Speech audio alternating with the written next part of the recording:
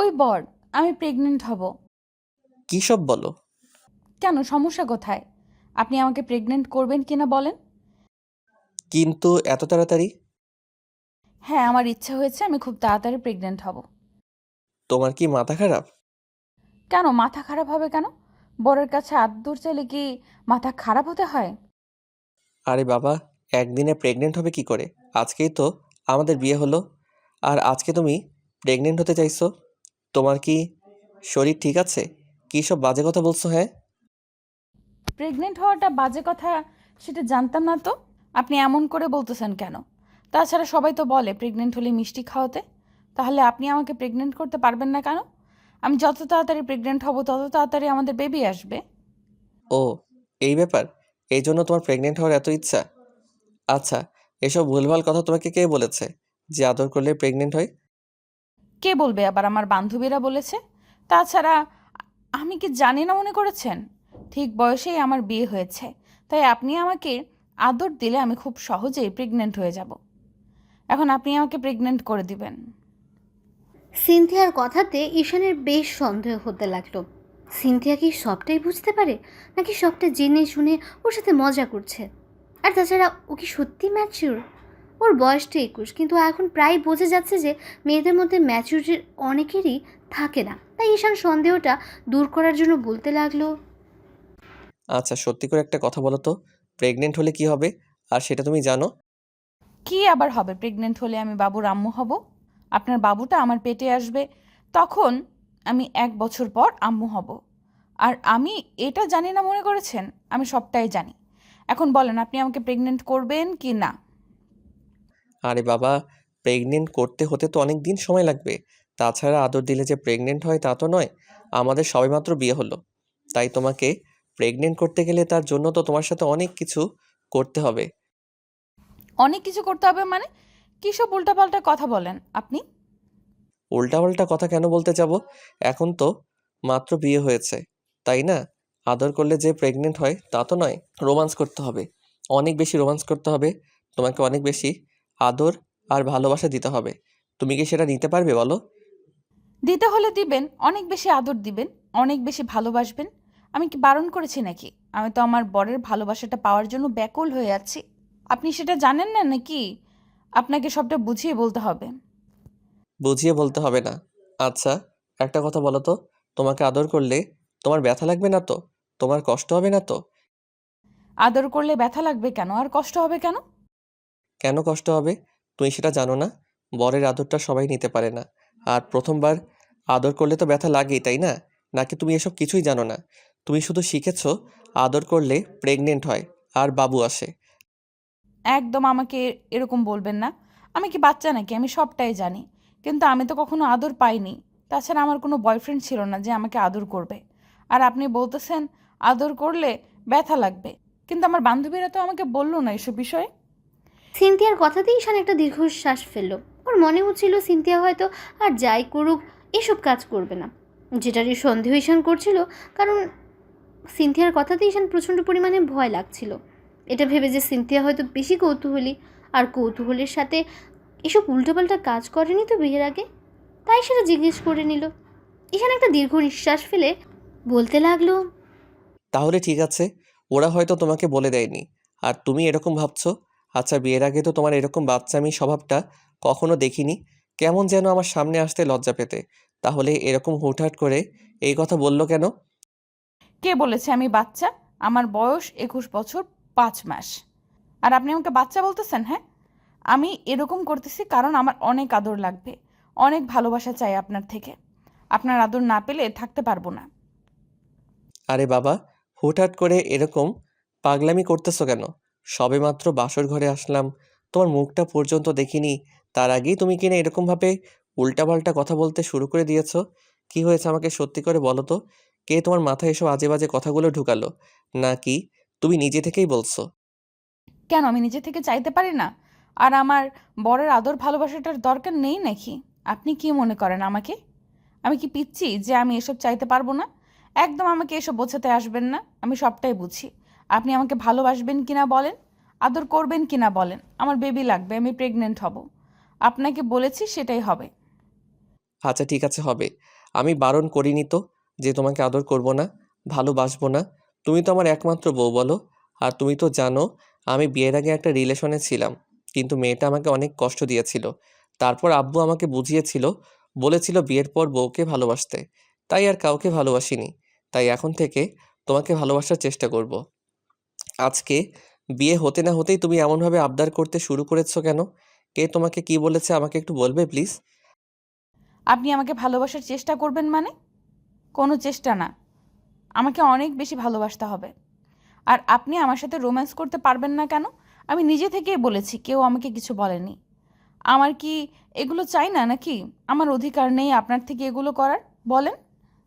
আরে বাবা আছে তো। তুমি এরকম পাগলামি করতেছো কেন? তুমি আমাকে বলো কে তোমাকে এসব উল্টাপাল্টা কথা বুঝিয়েছে? বিয়ের আগে তো তুমি সামনে আসতেই লজ্জা পেতে। তাহলে এখন এরকমটা মনে হচ্ছে কেন তোমার আজকেই আদর লাগবে?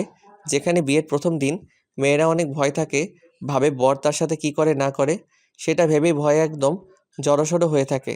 আর তুমি সেখানে একদম বলতে শুরু করেছো। কি হয়েছে আমাকে একটু বলো। সিনথিয়া কোনো কথা বলছে না। ঈশান বুঝতে পারলো ঘটনাটা কিছু একটা আছে। তাই ও এবার বিছানায় উঠে বসলো। তারপর সিনথিয়ার সামনে বসতে ও কেমন মাথাটা নিচু করে নিল। ঈশান বুঝতে পারলো ও লজ্জা পেয়েছে। ঈশান সিনথিয়ার ঘুমটাটা আলতো করে সরিয়ে দিল। ওর মুখটা লজ্জায় পুরো লাল হয়ে আছে। কিন্তু এই মেয়েটা এত লজ্জা পেলে এই কথাগুলো কিভাবে বলল, তার জন্য বেশ সন্দেহ হচ্ছিল। ঈশান সিনথিয়ার থুতনির নিচে হাত দিয়ে মুখটা তুলতেই একবার চোখ খুলল, তারপর আবার চোখ জোড়া বন্ধ করে নিল। তখন ঈশান বলতে লাগলো, মানলাম তোমার আদর চাই, তাহলে এখন এত লজ্জা পাচ্ছ কেন? সত্যি করে বলো তো। জানি না কেন লজ্জা লাগতেছে। আপনি আমার এতটা কাছে আসছেন, যার জন্য হয়তো লজ্জা লাগতেছে। আমার মনে হচ্ছে এই লজ্জা আমি শেষ হয়ে যাব। তাহলে হুটহাট করে এরকম কথা কেন বললে? তোমাকে তো দেখে বোঝা যাচ্ছে তুমি কতটা লজ্জা পাচ্ছ। তার উপর এরকম একটা কথা বললে যার জন্য আমার বিশ্বাস করতে কষ্ট হচ্ছে যে তুমি কিনা এরকম কথা বলেছো আমাকে। আমি না বললে আরেকজন বলেছে নাকি? আপনি এমনটা কেন ভাবছেন? আমার কি আপনার থেকে আদর চাই না, নাকি আমার আপনার থেকে ভালোবাসাটা পাওয়াটা ভুল হয়ে গেছে বলেন? না না, ভুল হবে কেন? আর তুমি তো আমার বউ, তোমার অধিকার আছে আমার থেকে ভালোবাসাটা চাওয়ার। কিন্তু তোমাকে এসব কে বোঝালাম আমি তো সেটাই বুঝতে পারছি না। সত্যি করে বলো, না হলে কিন্তু আমি আজকে তোমাকে আদর করব না। সেটা কি তোমার জন্য খুব বেশি ভালো হবে? বলো। আর তোমার কাছে থাকবো না। তুমি নাকি আমার থেকে অনেক আদর চাও। যদি সত্যি চেয়ে থাকো তাহলে এখন আমাকে বলতে হবে কে এসব বুঝিয়েছে তোমাকে। না না, আমি বলেছি আপনি এরকম কাজ করবেন না প্লিজ। আমি তো বলতে চেয়েছিলাম, কিন্তু আমার ভয় হচ্ছে। আপনি যদি রাগারাগি করেন, তার উপর রাগ করে যদি আমার সাথে কথা না বলেন, তাহলে তো আমার খুব বেশি খারাপ লাগবে। আচ্ছা, তাহলে এখন বলো, কথা না বাড়িয়ে কে কি বলেছে আর কি জন্য তুমি এরকমটা ভেবেছো? আসলে বিয়ের পর যখন আপনি আমাকে এখানে নিয়ে আসবেন, তখন আম্মু আমাকে বোঝাচ্ছিল আর বলেছিল আমি যেন দুষ্টুমি আর ফাজলামিটা না করি, আমি যেন ভালো মেয়ে হয়ে থাকি। আমি সেটাই করতে চেয়েছিলাম। কিন্তু এই বাসায় যখন আসলাম, তখন আপনার আম্মু আমাকে অনেক বুঝিয়েছে আর বলেছে আপনি নাকি একটু ছন্ন ছাড়া মতন থাকেন, সব সময় কেমন যেন বাসার বাইরে থাকেন। আমি যেন আপনাকে আঁচলে বেঁধে রাখি, সব সময় অনেক বেশি ভালোবাসি। আর আপনাকে যেন আমার মায়ায় ফেলে রাখি, যেন আপনি অন্য কোনো মেয়ের দিকে না তাকান। তার উপর যেন খুব শীঘ্রই আমাদের একটা বেবি আসে। আর বড় ভাইয়া নাকি এখনও বিয়ে করতে চায় না বলে দেশের বাইরে আছে, ওই জন্যই আপনাকে বিয়ে দিয়েছে। আপনি যেন আমার প্রতি মন দেন, ওই জন্যই যেন খুব শীঘ্রই আমাদের একটা বেবি আসে। আমি যেন আপনার থেকে আদর চাই, আপনি যেন আমাকে ভালোবাসেন সেটা বলি। ওনারা খুব শীঘ্রই দাদু ডাক শুনতে পায়। আমার খুব লজ্জা লাগছিল এসব কথা শোনার পর, জানেন তো। কিন্তু আপনার কিন্তু আপনার কাজিনগুলো আমাকে বোঝাচ্ছিল এটাই স্বাভাবিক, ভালোবাসাটা চাইতে হয়। যদি না চায় তাহলে বর অন্য কাউকে ভালোবেসে ফেলবে। ওই জন্য এরকম করে বললাম। আপনি আমার উপর রাগ করবেন না প্লিজ। আমি না এসব কথা আপনাকে বলতে চাইনি, কিন্তু লজ্জা পেলেও আমাকে বলতে হয়েছে। আপনি তো জানেন আমি আব্বু আম্মুর কথাটা কখনো ফেলি না। আর আপনার আম্মু তো এখন আমার আম্মু, তাই না? সিনথিয়ার এরকম বাচ্চামো স্বভাবে ঈশান অনেকটাই অবাক হয়ে গেল। তারপর কিছুক্ষণ মুচকি মুচকি হাসতে লাগলো সিনথিয়ার মুখের দিকে তাকিয়ে। ওর লজ্জায় একদম লাল হয়ে আছে। ওর মুখটা কেমন টমেটোর মতো লাল হয়ে গেছে। ঈশান ওকে বুঝতে দিচ্ছে না ও হাসছে। সিনথিয়া চোখ বন্ধ করে কথাগুলো বলল। এবার ঈশান আলতো করে ওর কপালের সাথে ঠোঁট জোড়া ছোঁয়ালো। সাথে সাথে সিনথিয়ার শরীরের মধ্যে কেমন যেন একটা কারেন্ট বয়ে গেল। ও কেমন যেন একটু কেঁপে উঠল। তখনই ঈশান ওর মুখের দুই পাশে দু হাত রেখে বলতে লাগলো, এটা আমার ধারণা, কিন্তু এমন একটা চাঁদ আমার ঘরে থাকতে আমি অন্য কার কাছে যাব বলো? তোমার আমাকে মায়ায় আটকাতে হবে না, আমি এমনিতেই তোমার মায়াতে পড়ে গেছি।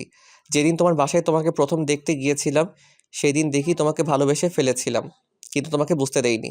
কারণ জানো তো, বেশি ভালোবাসা প্রকাশ করলে মানুষকে ঠকতে হয়, অনেক বেশি কষ্ট পেতে হয়, তাই তোমাকে বলতে চাইছিলাম না। কিন্তু আজকে তুমি এরকম কথা বললে, তার জন্য না বলে পারলাম না। কিন্তু আম্মু আর আপনার কাজিনগুলো তো এমনটাই বলল। তাহলে আমি কি করব বলেন? আমি কি চেয়েছিলাম নাকি আজকে থেকে আপনার কাছে আদর চাইতে? আমি তো চেয়েছিলাম আজকে আপনার বুকে মাথা রেখে সারা রাত গল্প করব। কিন্তু এরকমভাবে যে ওরা বলবে সেটা জানতাম না। আমি ভেবেছিলাম আস্তে আস্তে আপনাকে ভালোবাসার চেষ্টা করব, কিন্তু সেটা তো হলো না। আরে বাবা, আমি তো তোমাকে জোর করতেছি না, তাই না? ওরা ওদের মতো বলুক, ওরা তো বলছে এই জন্যই যেন আমি তোমাকে অনেক বেশি ভালোবাসি আর তোমার দুষ্টমিটা একটু কমে যায়। এই জন্য ওরা আমাদের ভালোর জন্যই বলেছে, কিন্তু আমি তো চাই আমার বউটাকে সময় দিতে, তাই না বলো? সে তো আমাকে একটা সময় ঠিকই ভালোবাসবে, কি বাসবে না বউ? সিনথিয়া মাথা নেড়ে হ্যাঁ সূচক উত্তর দিল। পাগলিটা এখনও চোখ জোড়া বন্ধ করে রেখেছে। তখন ঈশান ওর ঠোঁট জোড়ায় আলতো করে নিজের ঠোঁট জোড়া ছোঁয়াতেই সিনথিয়ার শাড়িটা দুই হাতে খামছে ধরল। ঈশান বিষয়টা বুঝতে পেরে ওর ঠোঁট জোড়া ছেড়ে দিল। তারপর ওকে বুকের সাথে আলতো করে জড়িয়ে ধরতে সিনথিয়া বরফের মতো জমে গেল। এই পাগলি, খুব বেশি খারাপ লাগছে তোমার? তাহলে বলো, আমি তোমাকে ছেড়ে দিচ্ছি। এই না, আপনি আমাকে ছাড়বেন না। আমি তো চাই আপনি সারা জীবন আমাকে এইভাবে জড়িয়ে রাখেন। তাই প্লিজ আপনি আমাকে ছাড়বেন না। কিন্তু আমার না খুব ভেতরে কেমন যেন একটা করছে। এই প্রথম আমাকে কেউ এতটা কাছে এসে জড়িয়ে ধরলো, তার উপর সে কোনো পুরুষ। তাই ভেতরে কেমন যেন একটা অনুভূতি হচ্ছে। এটাকে ভালোবাসার অনুভূতি বলে। স্বামীর ভালোবাসাটা পাওয়ার জন্য তুমি এতক্ষণ ব্যাকুল ছিলে, তাই তোমাকে বুকে জড়িয়ে নিয়েছি। কিন্তু আজকে আমি তোমাকে আদর করব না, জানো তো? তাহলে আমার প্রতি তোমার অন্যরকম একটা মনোভাব তৈরি হবে। কিন্তু আমি তোমাদের চাইলাম, তাহলে আপনি আমাকে আদর করবেন না কেন? ওইটা তো তুমি মন থেকে চাওনি। যেদিন মন থেকে চাইবে আর বুঝতে পারবে তুমি আমাকে ভালোবাসো, আমি সেদিন সেটা তোমার চোখের দিকে তাকিয়ে বুঝতে পারবো। আমি চাই মন থেকে তুমি আমাকে ভালোবেসে কাছে আসো।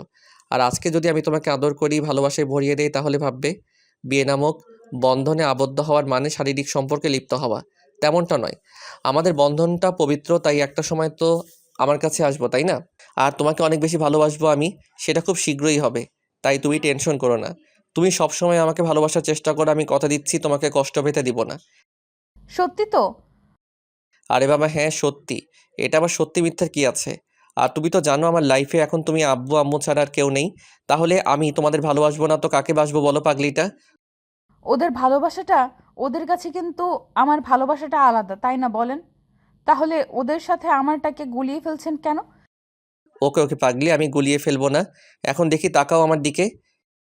ঈশান সিনথিয়ার মুখটা তুলল। ও এখনও লজ্জায় লাল হয়ে আছে। সিনথিয়া চোখ জোড়া কেমন যেন মিটমিট করে তাকানোর চেষ্টা করছে, হয়তো লজ্জার কারণে তাকাতে পারছে না। ঈশান একটা মুচকি হাসি দিয়ে আবারও ওর কপালে একটা স্পর্শ দিল আর বলতে লাগলো, এরকম একটা মায়াবতী আমার ঘরে থাকতে আমি কার মায়ায় পড়বো বলো? তুমি কি করে ভাবতে পারলে এই বউটাকে ভালো না বেসে আমি অন্য কোনো মেয়ের মায়ায় পড়বো? কখনো এরকমটা হবে না। তুমি আমাকে আর চলে বেঁধে রাখতে চাইছো না, আমি তোমাকে বুকে বেঁধে রাখবো। কখনো দূরে সরে যেতে দিব না। দেখো, তুমি আমার ভালোবাসাটা কিছুদিন পর এমনিতেই বুঝতে পারবে। আপনি না খুব ভালো, জানেন তো? কিন্তু তুমি কেমন করে বুঝলে যে আমি ভালো? আমি তো খারাপও হতে পারি, তাই না বলো? সেটা আপনার কথাতেই বুঝতে পেরেছি। আর এমন করে আমাকে কেউ বোঝেনি, জানেন তো? ঠিক আছে, এখন থেকে আমি সবটা বুঝিয়ে বলবো। এখন আসো, শুয়ে পড়ি। আমরা অনেক রাত হয়ে গেছে, আর সারাদিন তোমার উপর দিয়ে অনেক ধকল গেছে। ঈশান বালিশে মাথা রেখে শুয়ে পড়ল। সিনথিয়া কিছুক্ষণ চুপ করে থাকতে ঈশান ওর একটা হাত ধরতেই সিনথিয়া বুঝতে পারলো ঈশান কি চাইছে। তাই সিনথিয়াও ঈশানের পাশে শুয়ে পড়ল। তারপর ওর বুকে মাথা রাখলো। ঈশান ওকে আলতো করে জড়িয়ে ধরে ওর মাথায় হাত বুলাতে লাগলো। তো ভালো থাক ভালোবাসা। ধন্যবাদ সবাইকে আমাদের পাশে থাকার জন্য।